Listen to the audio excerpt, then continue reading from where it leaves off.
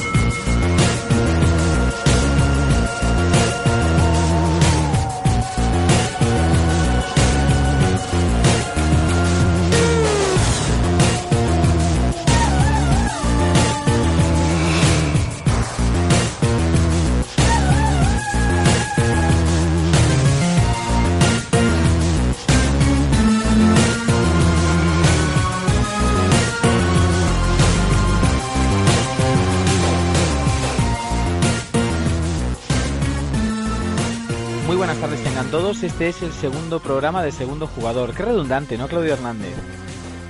El segundo programa de Segundo Jugador. Segundo programa de Segundo Jugador. Pues lo dicho, sin presentaciones previas. Claudio, ¿qué tal? Buenas tardes. Hola, buenas tardes. ¿Cómo que sin presentaciones? ¿Qué es eso? Hola, buenas tardes. Me llamo Claudio, un placer estar con vosotros. Un placer estar con vosotros. Un placer videojueguil. Pues nada, yo Federico López, que ya me conocéis como el mariquita de ensayo de una resaca, y del otro lado... y del otro lado, Claudio Hernández, que bueno, todavía no es muy conocido, pero se irá haciendo fama con estos programas tan frikis. Sí. Pues hoy es un programa... yo iba a decir terrorífico, no es tampoco tan terrorífico, pero hoy nos vamos a dedicar un poquito a los juegos que tienen que ver con miedo, con terror, survival horrors, o juegos que tienen que ver con la temática de miedo. ¿Tú cómo te gustaría enfocarlo? ¿Nos vamos a dedicar a los survival horrors o vamos a hablar un poquito también de juegos que no son de ese género pero que tienen mucho que ver con el terror? Pues quería aprovechar ahora que van a salir un par de títulos potentes para PlayStation 4, etcétera, aprovechar lo que sería el cambio significativo en el tipo de horror que se está planteando en los juegos. Hace un par de añitos pues estaban saliendo unos juegos, llamémosle indie o underground, tampoco sé cómo catalogarlos, directamente, que no son ni de compañías importantes ni de third parties, pero muy enfocados a lo que sería el terror psicológico, como Slenderman, Penumbra, posteriormente Amnesia, después un jueguecito que iba de un bebé que va por la casa. No me acordaba cómo. Sí, muy cuco, pero terrorífico al mismo tiempo, porque sí, a ver, plantea la visión de un bebé. Hay una tradición generalizada de que los niños dan mucho miedo. Sí. Dan mucho miedo, es decir, yo no recuerdo, ¿tú recuerdas? Yo creo que era una película basada en algún libro de Stephen King en el que aparecen dos niñas gemelas en un pasillo, es una escena muy típica. Yo no sé la si de no es El Resplandor. Es El Resplandor, ¿no? Sí. Que aparecen las dos niñas gemelas. Los niños dan mucho miedo. Samara, de The Ring, por ejemplo, es otra niña que da mucho miedo. Y es algo que siempre me planteo, porque los niños... Yo también creo que... no sé si recuerdas, Pesadilla en Street, las niñas que cantaban 1, 2, Freddy, no sé qué, 3, 4... ¿Y por qué? Si son niños, o sea, ¿qué te van a hacer? Ya, o no. Justamente yo creo que un poco el terror que viene de los niños viene un poco por lo impredecible, ¿no? De los niños. Es decir, bajo esa mascarada de inocencia y candidez se puede esconder un asesino en potencia. Y la remesa igual de productos, sobre todo en literatura, de Los chicos del maíz, después las posteriores películas, etcétera, que dicen cuidado con los niños. Cuidado con los niños, que parece que no, pero son de armas tomar. A mí me coges más por los payasos, ¿eh? Por los payasos, ¿no?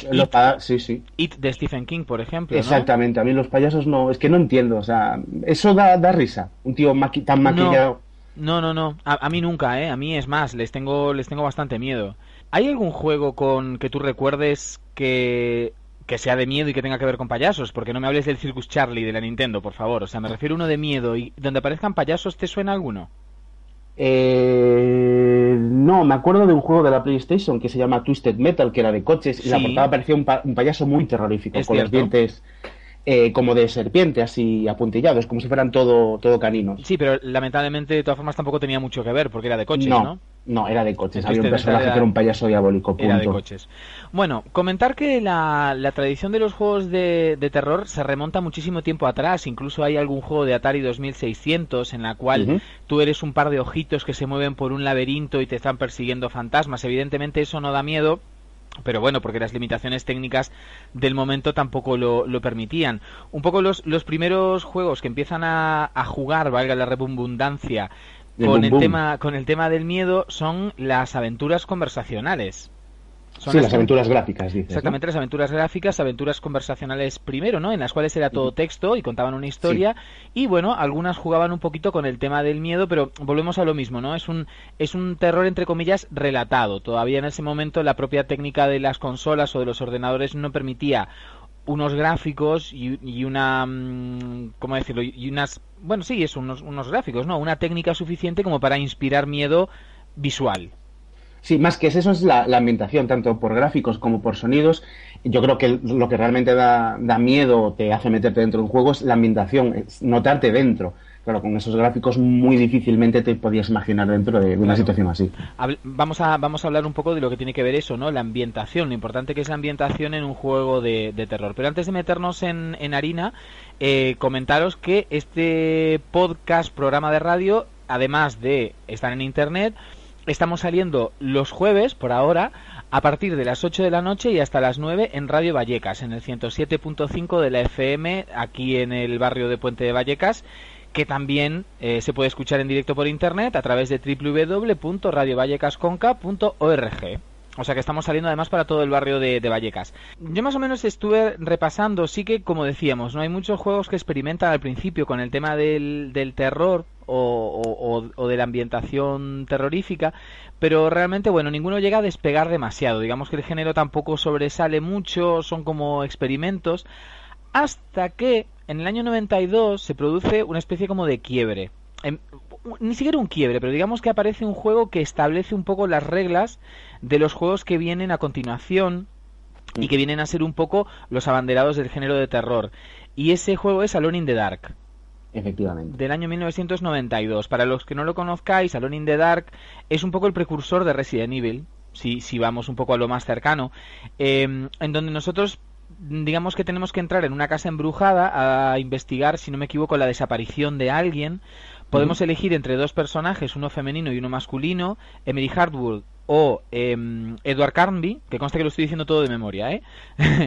Y bueno, ese juego utiliza gráficos en 3D muy rudimentarios para la época, estamos hablando del año 1992, sobre lo que se llaman fondos prerenderizados, es decir, son fondos fijos, como si fueran fotografías, entre comillas, y encima de esa fotografía hay unos personajes en 3D, en ese 3D que parece como el de Star Fox, más o menos, que se mueven. Si bien ese juego ahora lo miramos y parece una cosa como muy arcaica, realmente en el momento yo creo que impresionaba muchísimo. Sí, no, la verdad es que yo recuerdo incluso antes de ese juego el género, por ejemplo, shooter. Doom es un juego muy antiguo y aparte de mezclar lo que sería el tema de andar disparando por ahí, estás directamente, como que dicen, al Averno, con monstruos totalmente diabólicos, sacados de las peores pesadillas.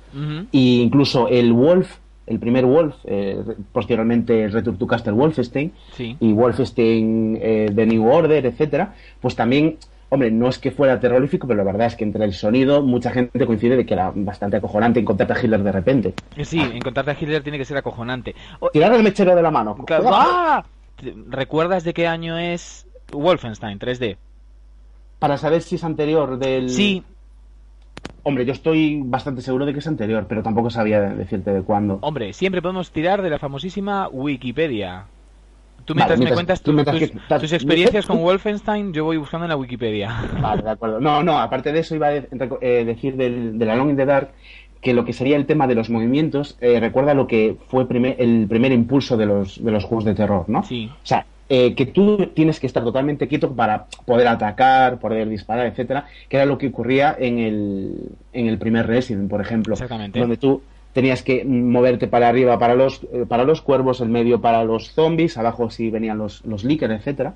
Entonces, claro, sí que era un movimiento muy arcaico, pero era lo que también te hacía plantear mucho el combate. Es decir, cuidado porque hay un monstruo, voy primero a matar, escucho si me cambia la música para poder avanzar a la siguiente sala, ¿no? Y ese es el tema que más ocupa al género de terror. Hablando de terror, sí. ahora mismo que estamos hablando de años, por ejemplo, si no recuerdo mal, Castlevania, el primero es del año 1986 y también juega un poco con el terror, ¿no? Sí, bastante, sobre todo, aparte Castlevania, por ejemplo, por encima de todo, es el diseño de los personajes, que aunque sea un 2D como lo era, sí. Era un diseño muy trabajado. O sea, sí. Tanto los monstruos como el movimiento del arma, cuando lanzabas el látigo, estaba muy conseguido. Claro, es que yo creo que de todas formas tenemos que distinguir, ¿no?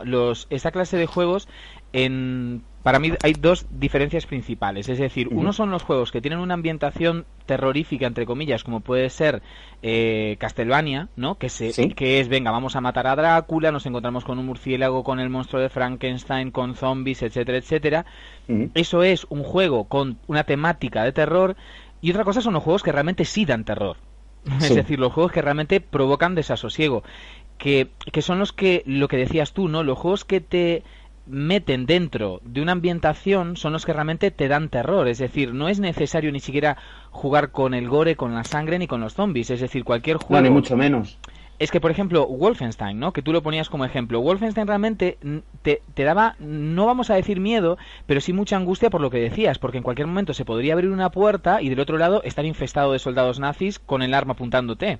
Exactamente. Y aparte, coincide muchísima gente, que incluso por la época, los sonidos que se escuchaban, pues de repente el Fansenstreuten o lo que sea, pues acojonaba. Tú estabas, aparte de aquella época, estabas a las 2 o 3 de la mañana jugando a eso, y era un movimiento. Tú notabas de que tú eras la pistolita que asomaba por ahí y que se ponía en rojo la pantalla cuando te atacaban y que ibas a morir, tenías que volver desde más atrás, y eso te agobiaba. Es algo de que ocurre en todos los juegos. O sea, en todos los juegos, bueno, menos los deportivos, claro.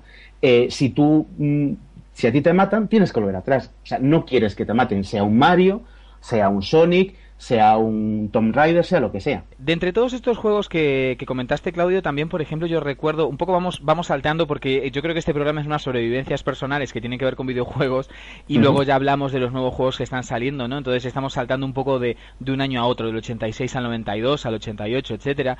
Pero, por ejemplo, acabas de mencionar Tomb Raider.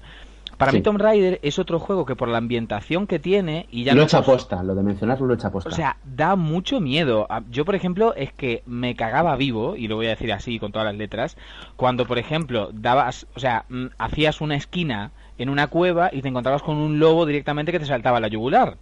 Sí, porque no te lo esperas, porque la música a veces simplemente dejaba de sonar o ni cambiaba y te aparecía el lobo delante. Claro, es decir, hablamos de vuelta de la ambientación. Wolfenstein, Doom, por ejemplo, ¿no? También. Uno que establece las reglas de los FPS, los First Person Shooters, pero que al mismo tiempo también es muy desasosegante. Es un juego en el que en cualquier momento, detrás de una esquina, detrás de una columna, detrás de una puerta, te puedes encontrar con un monstruo que te va a aniquilar. Sí, efectivamente. Y aparte, ya no por el diseño, sino simplemente es algo que no te esperas. Por ejemplo, en el ejemplo de Tomb Raider que has puesto, ¿por qué te sorprende y por qué te asustan los lobos? Porque el Tomb Raider es un 90% plataformas. Sí. O sea, casi menos los últimos, que quizás meten un poquito más de partes de disparo y el Quick Time Events. La mayoría es estar saltando todo el rato y de repente, claro, te viene a veces era un cocodrilo, creo que en las fases acuáticas, o te viene un lobo o algo que no te esperas y claro, te desconcierta mucho y te da, pues eso, lo que sería la impresión, el susto. Sí, yo creo que un buen, a mi entender, ¿no? Un buen juego de terror creo que tiene que dosificar muy bien el terror, en el sentido de que si yo, por ejemplo, en Tomb Raider, desde que entro a una cueva hasta que salgo, estoy constantemente machacando lobos, evidentemente al tercer lobo ya no me voy a asustar. Pero en cambio lo que dices tú, ¿no? Si todo el juego, el 99% del juego es exploración a solas y completamente en silencio, en el momento en el que en ese 1% de combate aparece un lobo, claro, es que me cago vivo. ¿Pero por qué? Porque aparece muy dosificado, no es constantemente, que yo un poco es lo que yo creo que ahora mismo la gente está reprochando mucho del cambio de dirección de Resident Evil, por ejemplo, ¿no? Resident Evil pasa de ser un survival horror en el cual te encuentras en cada habitación o cada 2 o 3 habitaciones con un zombie a un directamente matémoslo todo, ¿no? Hay zombies por todas partes, es aquello una carnicería. pero te daban un tiempo para que tú te fueras acostumbrando y no acostumbrando. Claro, y lo que genera eso es lo que para mí realmente es un juego de terror. Es un juego que te mantiene en tensión. Sí, yo creo que de todas formas, a ver, probablemente eso también venía dado un poco por las limitaciones técnicas. Sí. Evidentemente en ese momento no podías poner a 20 zombies en escena porque los ordenadores y las consolas no daban de sí, pero al mismo tiempo esa limitación técnica hacía lo que decíamos antes, ¿no? Que el terror fuera muy bien dosificado y provocara mucho más angustia que eso, que matar a una horda de zombies que vienen todos corriendo, que es lo que decimos, ¿no? El primero te sorprende, el segundo también, el tercero ya es uno más. Sí, ¿No? efectivamente. Yo lo noté mucho, por ejemplo, también en la saga de Silent Hill, donde ya directamente lo que sería el entorno, todo el rato con niebla, o Claro. cuando, por ejemplo, entramos dentro del mundo de la pesadilla, que se convierte todo en óxido, se ve todo mucho más oscuro. Y sin embargo, en el último que pude jugar, el Homecoming, pues aparte de haber más criaturas de pesadilla, digamos, donde en otro Silent Hill encontrábamos pues unos 3, con mucho 4 enemigos finales, entre comillas, unas comillas muy grandes, Sí. pues en el Homecoming creo que había unos 6 o 7 enemigos finales. Claro. Es un juego que, aun siendo de terror y conservando mucho más la esencia, más que incluso Resident Evil, pues se ha ido tirando un poquito a lo que más o menos le puede gustar al consumidor medio de hoy en día. Yo incluso me acuerdo perfectamente que a mí lo que más me asustaba de Alone in the Dark era que tú al caminar dabas los pasos Sí. y el sonido que ponían a cada paso tuyo era el crujir de los tablones del suelo. Exactamente. Yo me cagaba y yo me decía a mí mismo, joder, ¿qué eres tú? Claro. Pero no sé, me asustaba por si, yo qué sé, le daba igual muy fuerte y el tablón se me pegaba. En este momento La cara, no, podría no sé. sonar la música de Mocedades diciendo eres Es tú tu tablón. el que cruje los talones. Sí, no, efectivamente se escuchaban pasos constantemente que eran los tuyos, pero que daban una ambientación increíble al juego. El juego estaba basado en las obras de H.P. Lovecraft. Sí, Un poco tomaba un poco esa digamos toda esa mitología, ¿no? Porque ahí, por ejemplo, no hablamos de monstruos sangrientos ni zombies ni nada que se hicieron mucha moda después de Resident Evil, sino que era una casa embrujada en la cual habitaban monstruos, muchos sacados de los libros de H.P. Lovecraft, pero que era una cosa más ¿cómo decirlo? Un poco más sobrenatural, ¿no? sí, efectivamente. Por ejemplo, el tema de los monstruos en el Silent Hill, pues son criaturas sacadas de pesadilla, pues enfermeras zombies con la cara desgarrada, otros que son una especie de... que tienen como la peste dentro, explotan La peste. por el pecho, etcétera. Tienen la peste. La peste. Efectivamente, tienes que matarlos echándole ZZ. Ah, Tienen la peste. petacetas. El tema de los... Nunca pensé que podría matar a alguien de con los- petacetas, te lo juro, ¿eh? ¿Con petacetas? Sí, nunca pensé que podría matar a alguien con eso. O con Mentos y Coca-Cola. Eso sí que tiene que Eso ser sí. Si le pones Coca-Cola en la boca a una persona, le metes un mento y se la cierras, le revienta la cabeza directamente. Bueno, Eso sería muy gore. tiene que salir por algún sitio, no sé, se echa un cuesco mentolado o algo. Sí, pero es seguramente. imposible que la reviente. Yo cuando jugué a Hound de Real Slenderman, que podríamos considerarlo la segunda parte, por decirlo de alguna forma, yo en ese juego tuve que dejar de jugar, ¿no? Estuve creo que 15 minutos, no lo llegué a ver. Depende del modo de dificultad que tú elijas, pues te aparece más o menos. Cuanto más dificultad, pues más fácil que te aparezca. Yo lo jugué, como todos los juegos, los procuro la primera vez jugar a un nivel normal. Pues ni un aviso tuve, pero no podía. Yo me encontraba allí en el bosque, aparte gráficamente mejoró muchísimo Hound, y no podía. Ya, Directamente paso. yo luego te me estaba acelerando el corazón. Luego te contaré también de juegos que yo no pude jugar más de 15 minutos. Uno de ellos no es ni siquiera un juego de terror, pero bueno, ya te lo contaré luego. Sí, creo que ya sé cuál es. Sí, el Zelda, ¿no? luego ya te lo cuento. Vale, vale. Bueno, luego de Alone in the Dark, de la primera parte, hubo 2 secuelas. Ujú. Alone in the Dark 2 y Alone in the Dark 3. Alone in the Dark 2, al parecer yo no llegué a jugar a ese, yo jugué en el 1 y en el 1 me quedé. En el 2, al parecer, tomaba más protagonismo el tema del combate, ¿no? Habían más Sí. combates y menos puzzles, menos plataforma. Ujú. Estaba ambientado en el oeste, o algo así. Es que tendría que mirarlo ahora de memoria porque claro, tampoco he jugado, tampoco puedo decir un poco la experiencia que tuve con ese juego porque no la tuve, ¿no? Yo he jugado al 1 y el 3. Y al 3. 4. Al parecer, el segundo se centraba más en el combate y en el tercero dijeron, bueno, volvemos un poco a las raíces, ¿no? El tercero Sí. se parece más al 1. ¿Qué tal Sí. es el tercero? Porque yo no jugué tampoco, cuéntame. Para mí, por ejemplo, es como si hubieras cogido el 1 y lo hubieras mejorado pues un pelín. Tampoco puedo considerarlo un avance increíble a lo que tuvo. El 4 sí que supone un avance muy grande con respecto al tercero. Y sobre todo es eso, es volver a retomar durante 5 minutos te dejo tiempo o libre albedrío para que tú resuelvas un puzzle, vayas a visitar una antigua instancia donde hayas estado y te hayas dejado algo, y de repente pues te suelto un monstruo, te suelto dos, pero todo bastante tranquilo. Bueno, tranquilo lo que sería el desarrollo del juego. Después, claro, tú ahí con la patata dale que te pego. Claro, claro. Comentar de todas formas también que Alone in the Dark, ya en una parte más técnica, es el primero que utiliza una técnica que se llama de interpolación, que es decir, para poder economizar en espacio en el disco, ¿no? ¿Qué hacían? Cuando se programaba el juego, en lugar de programar todos los movimientos de los personajes en 3D, digamos que se programaban lo que se llaman keyframes, ¿no? Como... A ver, ¿cómo decirlo? Es un poco difícil de explicar a través de la radio, ¿no? Pero, por ejemplo, yo voy a mover un brazo, ¿no? Desde mi cadera hasta mi hombro. Me voy a tocar el hombro. Entonces, en lugar de programar toda la secuencia de movimientos desde la cadera hasta el hombro, yo lo que hago es programo la posición de la mano en la cadera, luego programo la posición de la mano a la altura del codo, por ejemplo, y luego la programo en el hombro. Y dejo que el ordenador sea el que haga todos los cuadros intermedios. Sí. Es el primero que utiliza esa técnica.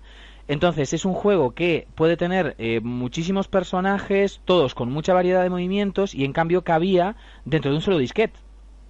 Porque Alone in the Dark, el primero, creo que cabía dentro de un solo disquete, que eran 1.44 megabytes. Es decir, es que lo pensamos a día de hoy y aquello era...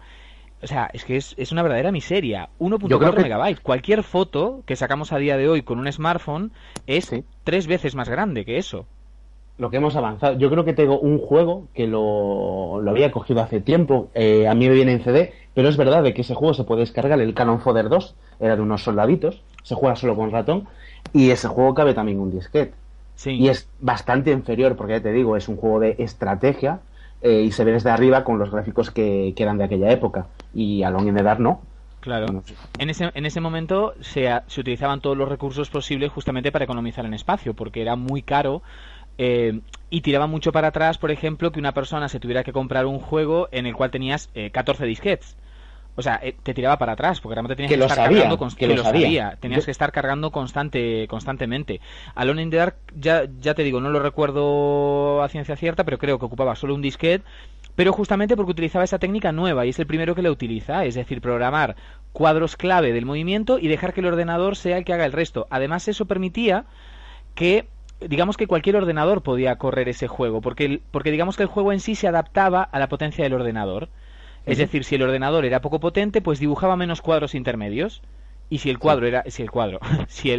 ordenador era más potente, pues dibujaba más cuadros intermedios. Entonces realmente tú podrías jugar con el ordenador en ese momento más cutre del mercado o con el mejor, con cualquiera de los dos. Iba a haber una diferencia de calidad, pero realmente podías jugar con ambos.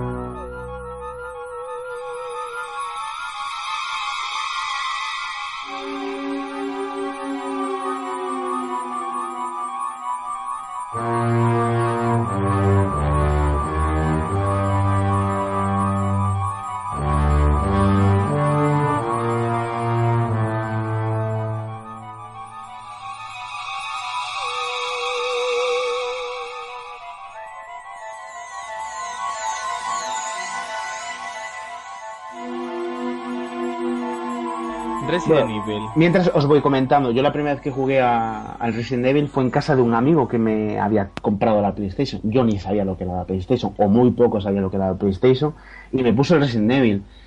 Y yo la verdad es que, claro, dije, menuda tontería, qué lento va el personaje, esto no acojona nada, esto no sé qué. Ahora, cuando yo compré el 2, que compré la PlayStation con el Gran Turismo, el Tekken 2 y el Resident Evil 2, que venía con sus 2 CDs individuales para jugar o con Kennedy o con Redfield.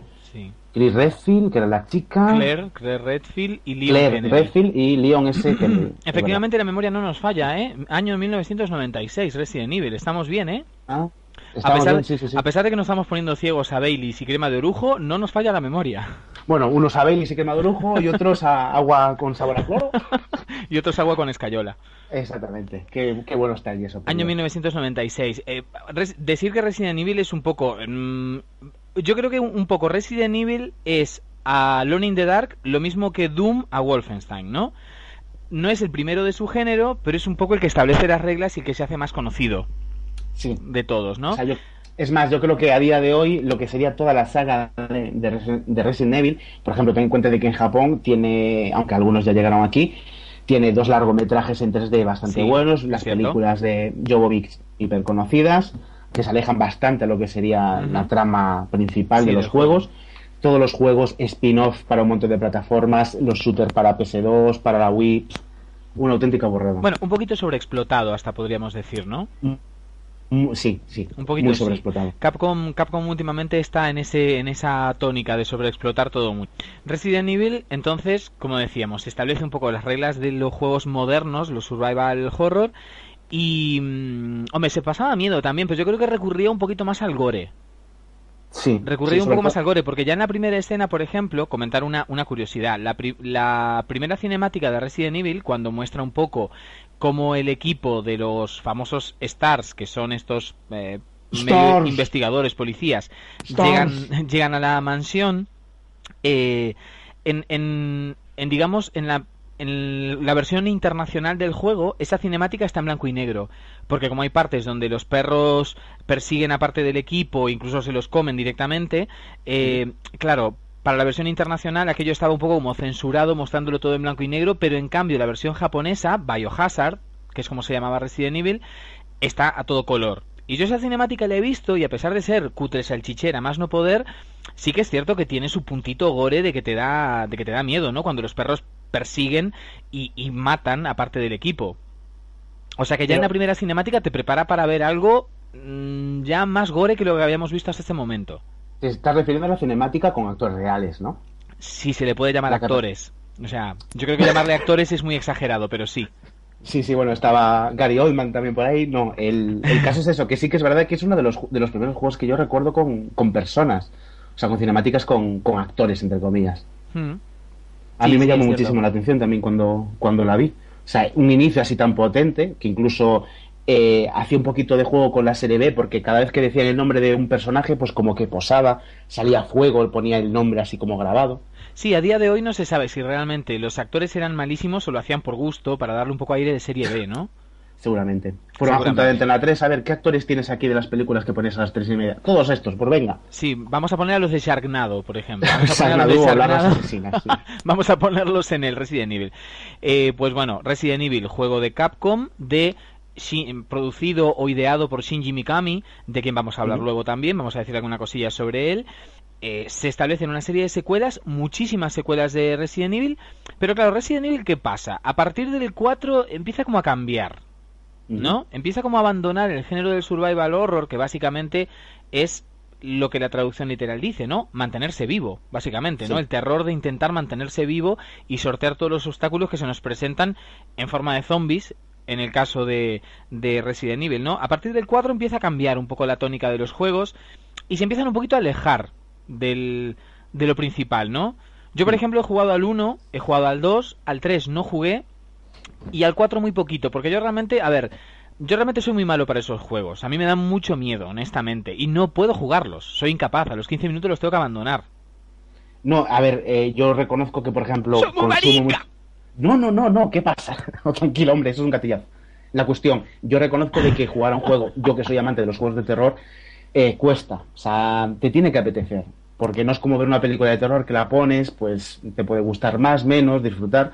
Pero es verdad de que un juego de terror, por ejemplo, a mí mentalmente me cansa. Ya. Y cuanto mejor es el juego, más. Ya te digo, el Hound a lo que pudo mi cerebro, llegó un momento donde desconectó y tuve que salir. Claro. Sí, es que yo creo que la diferencia con una película es que tú en una película, digamos que puedes mirarla con cierta distancia, ¿no? Sí. Tú puedes en todo momento ser consciente de que es una película, pero en el juego, quieras o no, te tienes que meter, porque es la única forma de jugar, tienes que estar metido dentro, ¿no? Lo que le pasa al personaje es lo que te está pasando a ti en ese momento, porque si no, no puedes jugar, ¿no? Es algo muy activo. El cine realmente es una actitud muy pasiva, es la actitud de estar sentado y estar recibiendo una serie de imágenes y, bueno, digerirlas, pero no tienes una actitud activa como en un juego, ¿no? En el cual tú te metes.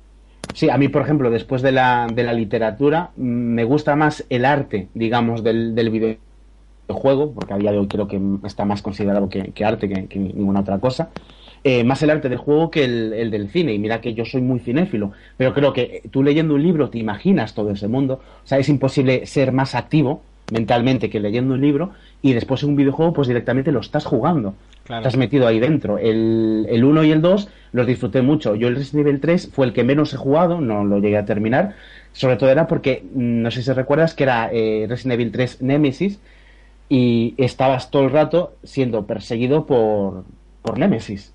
O sea, tú estabas tranquilamente y de vez en cuando, pues eso, tenías que, nunca lo llegabas a matar, simplemente pues como a asustar un poco o que intentara pasar más de ti o lo que sea. Y no porque te agobiaba muchísimo. Yo realmente creo que al que más jugué fue al 2. Al 2 fue al que más jugué. Al 1 jugué, al 2 también y al 4 también, pero realmente el 4 fue casi como anecdótico. Al 2 sí jugué un poco más, me animé un poquito más con el 2. Y a ver, realmente yo creo que el 2 en comparación con el 1 realmente es un avance importante. Tanto a nivel de texturas de los personajes. Utilizaba, por ejemplo, yo creo que el 2, si no me equivoco, ya abandona las cinemáticas con actores reales. Sí. Siempre lo de actores, entre comillas. Y opta por cinemáticas hechas con ordenador directamente, ¿no? Que son más acorde a cómo se ve el personaje luego dentro del juego. Sí. Aparte, bastante trabajadas las cinemáticas en 3D. Yo, aparte del 4 y el 1, el 2 y el 3... No, perdón, el 1, el 2 y el 4 son los Resident que me terminé.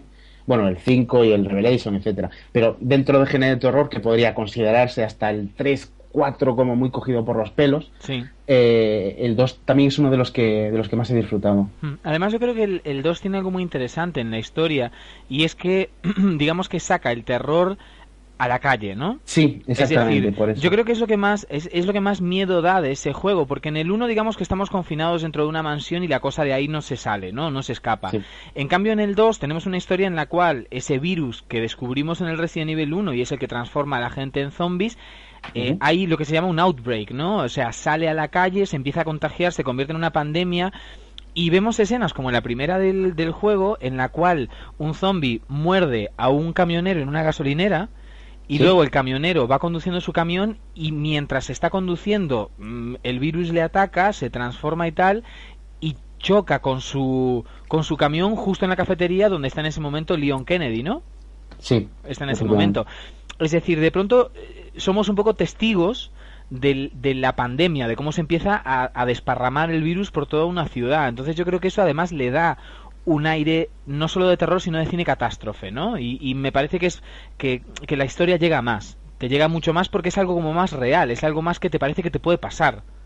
Claro, y aparte a mí es lo que más me sorprendió, y estaba muy bien realizado lo que sería las calles de Raccoon City. O sea, comparado con el primero, lo que mencionabas, que era dentro de una mansión muy grande, eso sí, con muchas partes, porque ibas por debajo del acueducto, del Segovia, después ibas otra vez para arriba, donde estaban las plantas, etcétera. En el 2, aparte de la comisaría, las calles de Raccoon City, la armería, la no sé qué, después vas al centro de Umbrella, etcétera, pues era como ir viéndolo todo, ir viendo esto podría realizarse, ocurrir o no ocurrir, y yo estoy aquí metido y tengo que sobrevivir, ¿no? Es una de las cosas que más me llamó.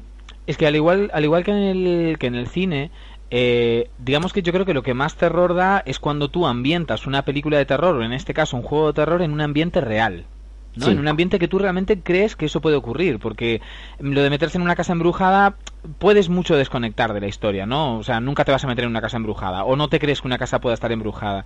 Pero en cambio, lo de un virus creado en un laboratorio que de pronto se escapa y en un supermercado o en una gasolinera o en un colegio ataca y se desparrama por toda la gente, es algo que realmente lo vemos como una posibilidad real, ¿no? Que nos podría ocurrir en cualquier momento y eso genera una angustia adicional.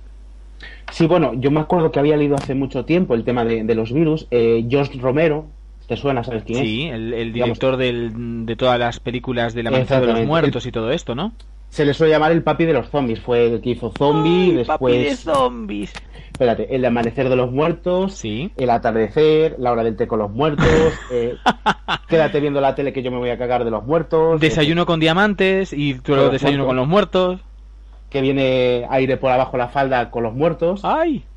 Bueno, emulando un poquillo al director, al papi de los zombies, yo me acuerdo que había leído que él quería hacer una crítica, por decirlo de alguna forma, a lo que sería el consumismo.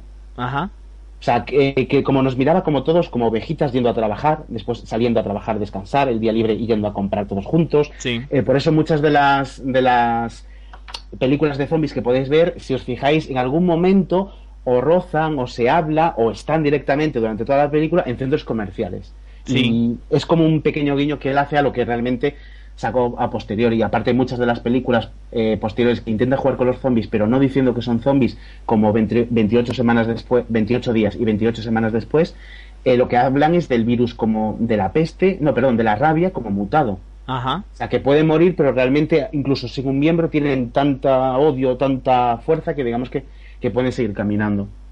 Ah, y hablando de centros comerciales y zombies, tenemos a Dead Rising, ¿no? También de Capcom. Dead Rising es uno de los juegos más cachondos que he visto. Aparte, llevan por la tercera parte. Ese digamos que tiene un enfoque humorístico, ¿no? Es un poco un survival horror, pero de comedia. Bueno, vamos a escuchar otro temita musical que tenga que ver un poquito con... ¡ay, terror! Y luego ya directamente vamos entonces a los juegos que nos querías comentar, Claudio. Los juegos que hemos visto, estos 4 juegos de ultimísima generación y algunos indies que recuperan un poco la esencia del terror, que como decíamos, Resident Evil a partir del cuarto juego un poco pierde, ¿no? Se convierte más en un matamarcianos que en un survival horror, ¿verdad? Sí, el quinto es acción pura y dura. Yo tuve la oportunidad de jugar al quinto, no tanto, pero al sexto sí, tuve la oportunidad de verlo y realmente honestamente no reconocía a Resident Evil en el sexto. Es que está irreconocible el juego, es básicamente, o sea, un juego de comandos. Yo el 6, gracias a Dios, no lo llegué a jugar. O sea, vi algún vídeo, pero nunca llegué a jugarlo. Ni ese ni el Raccoon City Operation. Yo, honestamente, llegué a jugar un poco y es que no reconocía. O sea, yo creo que le quitas el nombre y es otro juego. Es otro juego que no tiene nada que ver. O sea, lo único que tiene igual a Resident Evil son los nombres, únicamente. Porque el resto es que no tiene absolutamente nada que ver. Yo creo que un poco perdió la esencia y por ese motivo el creador Shinji Mikami le dijo a Capcom, ahí os quedáis y yo me voy a mi casa.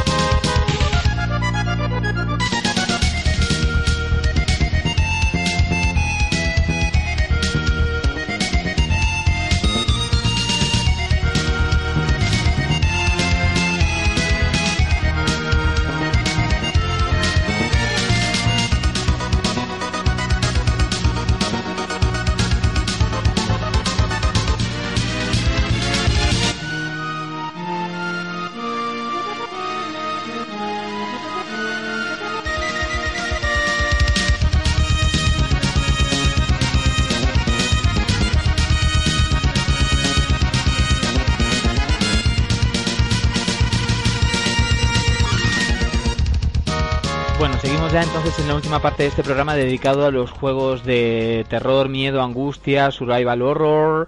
Ya que hablábamos antes un poco del más famoso de la saga, comentar, Claudio, que de los Resident Evil hay 21 juegos.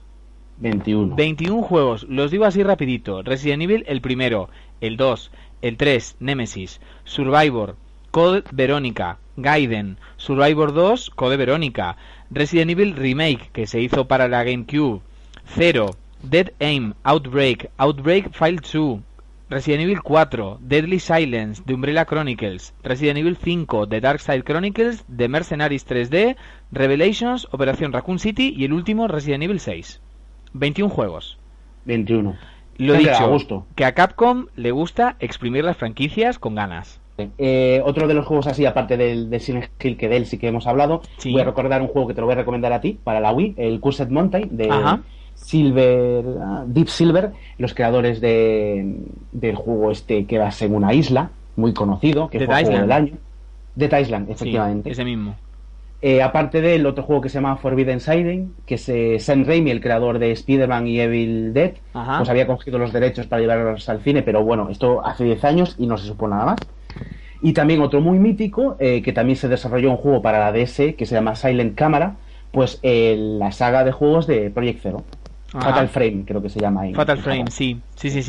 Sí, que este también es un terror así un poco como raruno, un poco tradicional, ¿no? O sea, es de fantasmas, si no me equivoco, y tienes que usar la consola como una cámara fotográfica para pillarlos. Sí, yo ya te digo, he comentado estos porque son los juegos que he jugado. Forbidden Siren, soy bastante fan de esa saga. Y Fatal Frame también me gustó mucho. Había jugado creo que al 2 para PlayStation 2. Y el Silent Camera, a ver, lo recomiendo como guiño, ¿no? Si lo queréis alquilar para comprar, no, porque creo que es un juego que se puede terminar en 2 horas. Ya. Ahora, lo que dicen es que sí que es verdad que la sensación de tú estar en tu habitación y utilizar la cámara, lo que se llamaría la realidad aumentada, Sí. y ver un fantasma que sale debajo de tu cama, Claro. que dice que es una sensación indescriptible, que está muy logrado. Qué bueno. Bueno, no nos olvidemos también de Luigi's Mansion, un juego que da mucho miedo. Hombre, si hemos hablado de Tomb Raider, creo que podemos hablar de Luigi's Mansion. Sí, sí. Sí, ¿por qué no? Sí, nos hemos salteado un poquito Silent Hill, que es otro juego mítico, pero bueno, lo dicho, es que una hora tampoco da para mucho. Igual un día hacemos una segunda parte e incluimos los juegos que nos hemos salteado ahora, ¿no? O cuando salga una remesa nueva. Ten en cuenta También. de que yo los juegos que he dicho son sagas, cuando salga uno nuevo. Sí.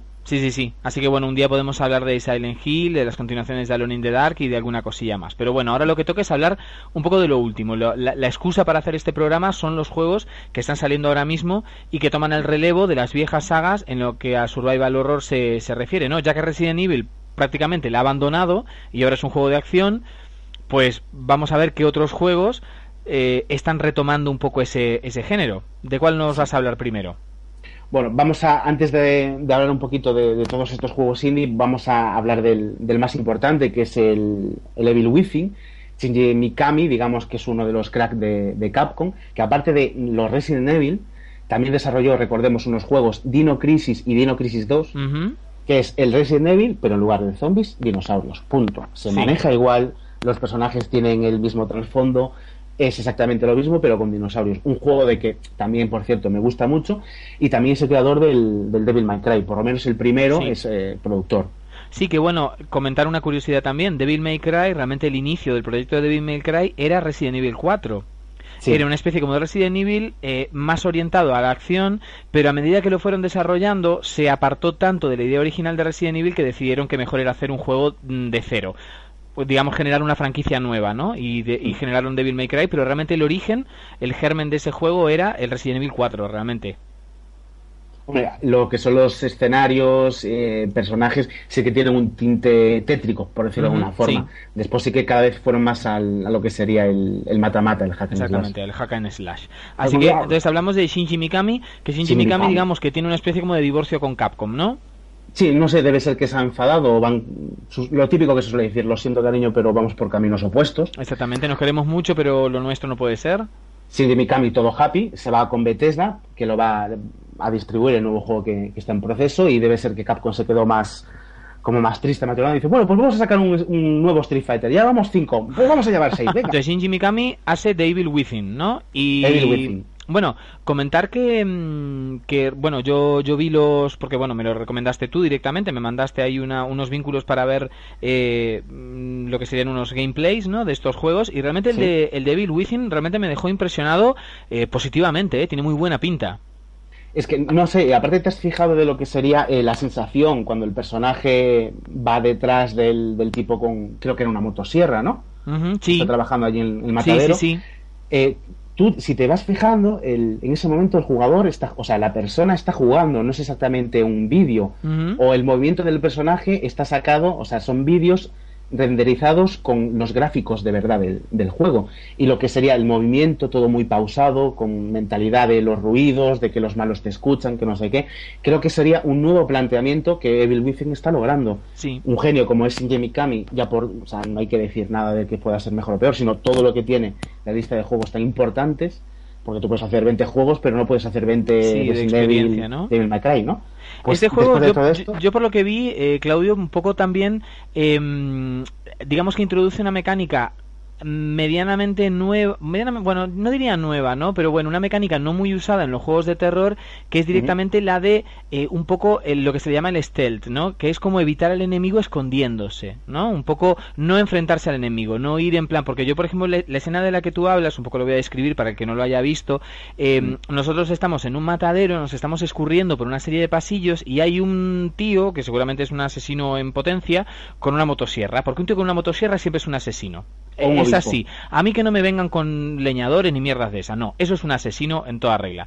Y nosotros tenemos que un poco que evitarle, ¿no? Yo veo que que el personaje va un poco como escondiéndose y tal, hasta que el otro le descubre y se genera una persecución, ¿no? Sí. Y esa persecución es de la que hablabas anteriormente, que aparece en ese gameplay, y realmente es muy agobiante porque nosotros no vemos al perseguidor, pero le escuchamos, que nos va persiguiendo con la motosierra encendida.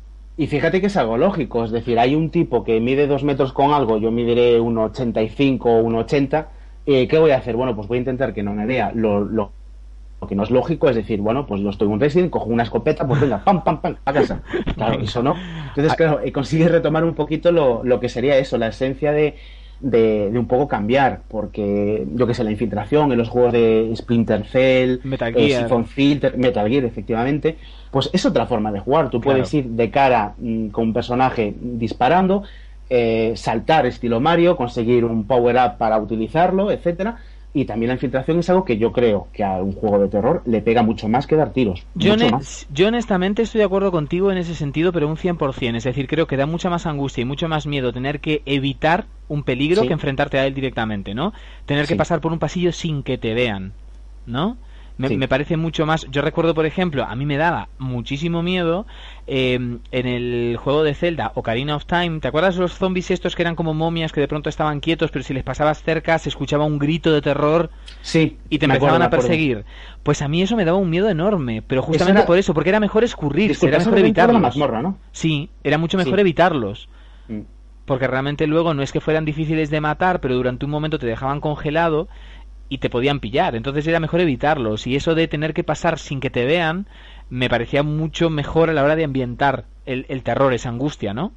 Claro, porque tú cuando tú estás jugando tienes la mentalidad desde qué punto vas a partir después. Claro. Por lo cual, si tú, por ejemplo, estás jugando a un Resident o a un Zelda, a un juego normal, ¿no? Digamos de plataformas, sabes perfectamente que todo lo que has andado pues es en línea recta, que tienes que hacer este puzzle, pero lo recuerdas. Si tú en un juego te hacen pasar 1 hora ocultándote y la cagas, es como decir, ni de coño, o sea, ya te da más pereza que miedo. Claro. Pero esa es la sensación de angustia que se debería ir. La angustia de tener que empezar de vuelta desde el último checkpoint.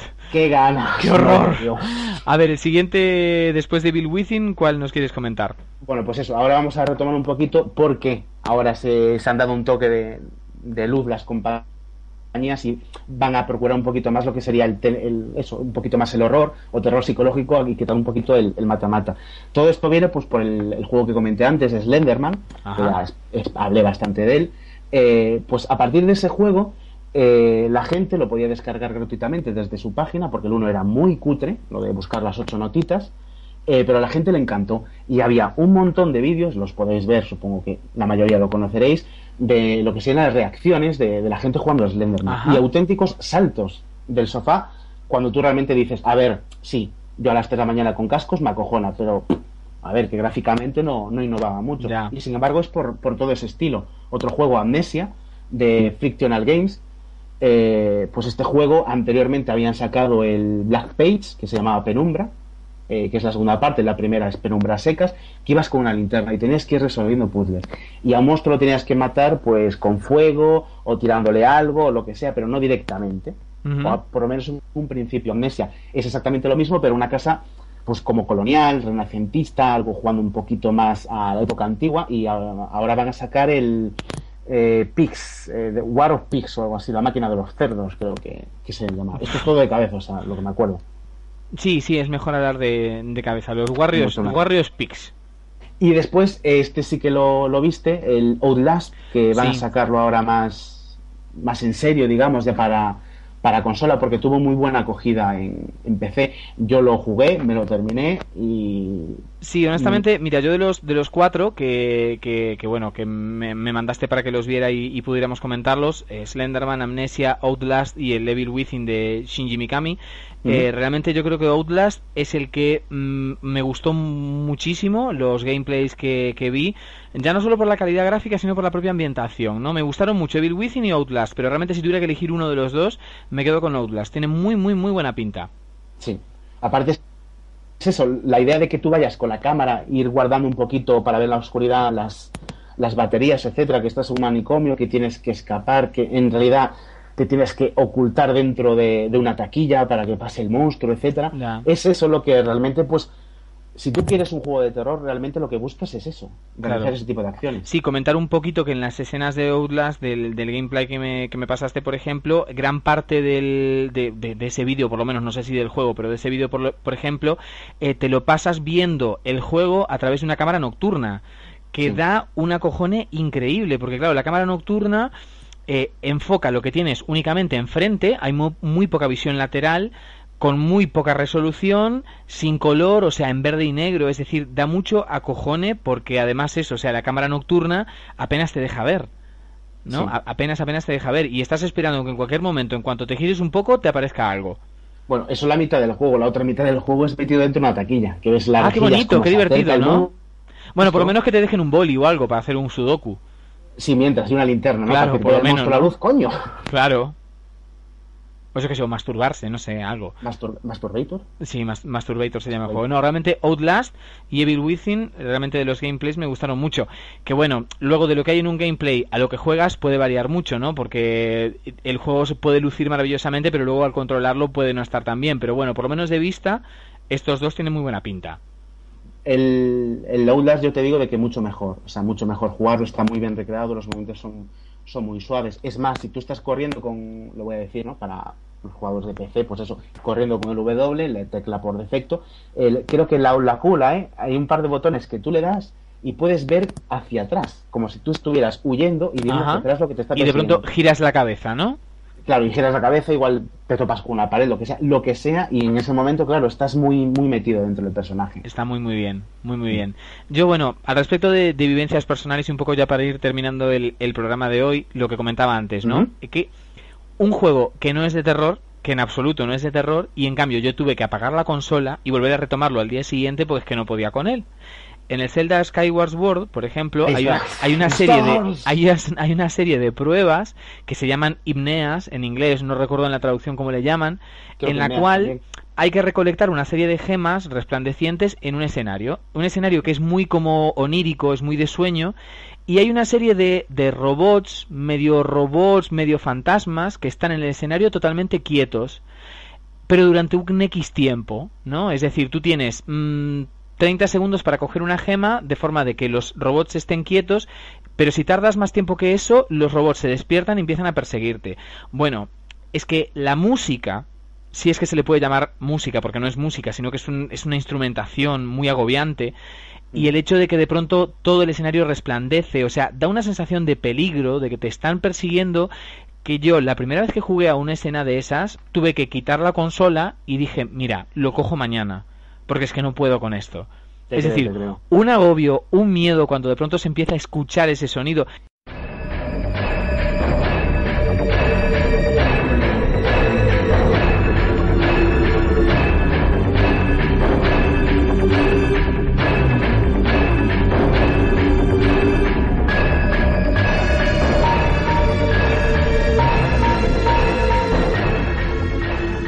Me ocurría algo parecido por llamarlo de alguna forma, en el Silent Hill, en los primeros, la música que te ponían, más que instrumentación, o sea, yo me imagino eso, unos violines chirriando, ¿no? Sí. Pues era algo como muy industrial, como golpes de martillo contra una tubería, por ejemplo. Sí, exactamente, tal cual. Sí, eso da una sensación de desasosiego enorme. Por lo tanto, digamos que el terror, lo que decíamos ya al principio, ¿no? No depende de cuánta sangre muestres, no depende de cuántos zombies mates ni cuántas cabezas arranques. Depende mucho del ambiente, ¿no? Del contexto, de la atmósfera que tú crees en el juego. Un juego que incluso no es de terror te puede generar una angustia increíble por no saber lo que viene a continuación, o simplemente cuestiones como esa, ¿no? Una música apropiada en un contexto apropiado te puede generar muchísima angustia y convertirse en algo terrorífico sin ser un juego de terror. ¿Por qué nos gusta tanto el terror? ¿Por qué nos gusta tanto jugar a un juego que nos provoca angustia? ¿Qué es exactamente, tú crees, que nos provoca dentro, que aunque lo estamos pasando mal, queremos volver a jugar? Pues creo que es la misma pregunta que se le podría hacer a alguien que se tira de un avión, que hace parapente, rafting o este tipo de cosas. ¿Por qué realmente buscas hacer algo que ni siquiera es divertido? O sea, no es un hobby, no es ver una película o charlar con un amigo distendidamente, ¿no? Pues yo creo que es para acelerar un poquito el flujo, subir la adrenalina, porque yo por lo menos lo que siento es mal en el momento, pero después es como la alegría de estar vivo, por decirlo de alguna forma. Y después lo que realmente sientes es la tranquilidad. Cuando realmente estás, digamos, a 100 por hora, cuando después descansas, notas lo que realmente es la tranquilidad y la disfrutas mucho más. Sí, de la misma forma que notas los momentos de tranquilidad en el Tomb Raider cuando se han ido los lobos. Claro. Tú notas entonces cuando has terminado un juego que ha sido angustiante y terrorífico y apagas la consola y vuelves al mundo real y te sientas con tu café con hielo con Baileys, dices, qué maravilloso es estar vivo. Sabe eso, sí. Así que ese es tu agua, hijo, ese es tu agua. Es mi agua que sabe eso. Pues nada, nos vamos entonces con esta reflexión final de, señoras y señores, os aconsejamos jugar juegos de terror para que cuando termine el juego os sintáis mucho mejor de seguir vivos. Así que nada, señoras y señores, un gusto estar vivos. Adiós. Hasta la semana que viene. Ghosts and goblins are coming for you tonight. They're gonna get you. Ghosts and goblins are gonna put up a fight. You gotta get through zombies and bats and dragons, and that's all just to begin with. Meanwhile, you're in your underwear. Yes, that diaper there. So do beware, 'cause they'll try to bite your wiener, deedle-dee-dee. Just stick with it, deedle-dee-dee. It's hard as shit, deedle-dee-dee. You'll cry a bit, scoop, do it about doo-doo. The dead are coming for ya. You and your gal were having a bite at night, some kind of picnic. That's when Satan abducted her out of sight. He's such a dick lick, he's gonna harm her. Too bad your armor's not even bird-proof. You're gonna hurt, dude, still and all. Your duty calls, so grow some balls and become a demon killer. You know this game's a thriller. Ghosts and goblins are romping and like it's haunted on the dance floor. Ghosts and goblins are popping. You're gonna want some freaking pants, yo. Keep going, Arthur, farther and farther. It's worth the bother. You are a Tharther. Yes, it's hard. You will be scarred and probably charred, but baby, that's the way we're playing. Ghosts and goblins are popping. The coffin tops, they're glad to eat ya. Ghosts and goblins aren't stopping until you drop. Don't let them beat ya. Satan is waiting. Go bifurcate him. Come on, you gotta. Don't stop for nada. A happy ending is in sight.